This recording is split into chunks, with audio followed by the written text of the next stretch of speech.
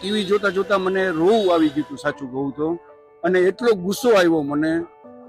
આ છે રાજકોટના ચિંતનભાઈ દવે, જે માર્કેટમાં લોકોને ખિસ્સા કાતરુંથી સાવધાન કરે છે, પણ તેમની રીત થોડી કંઈક જુદી છે. સોનાનો ભાવ ઘટી ગયો છે એટલે ચેન પહેરીને આવવું નહીં અહીંયા. ન્યૂઝ સાંભળ્યા કે સૌથી વધુ પાકીટ અને મોબાઈલની ચોરી થઈ, અને એક મહિલા કે જે પોતાના પતિના બોનસના પૈસામાંથી ખરીદી કરવા આવી હતી, 3000 માત્ર બોનસ આપ્યું હતું, એમાંથી 1000 રૂપિયા બેન ખરીદી કરવા આવ્યા હતા, એની પણ ચોરી થઈ ગઈ હતી. ત્યારે ટીવી જોતા જોતા મને રોવું આવી ગયું હતું, સાચું કહું તો.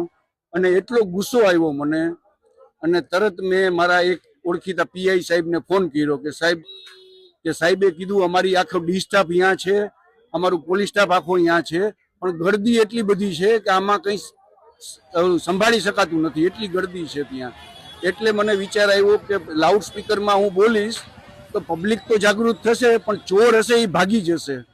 કારણ કે વારે વારે માઇકમાં બોલતા હશું એટલે ચોર છે એ ડરીને જતા રહેશે, એની માટે મેં લાઉડ સ્પીકર હાથમાં લીધું. ચિંતનભાઈનું કહેવું છે કે દિવાળીના પર્વ નિમિત્તે ભરેલા બજારમાં ઘણા વિસ્તારમાં તેઓ મોનિટરિંગ કરે છે અને આગળ પણ થોડા દિવસ આમ ચાલુ રહેશે. પોતાના મોબાઈલને પાકીટનું ધ્યાન રાખો.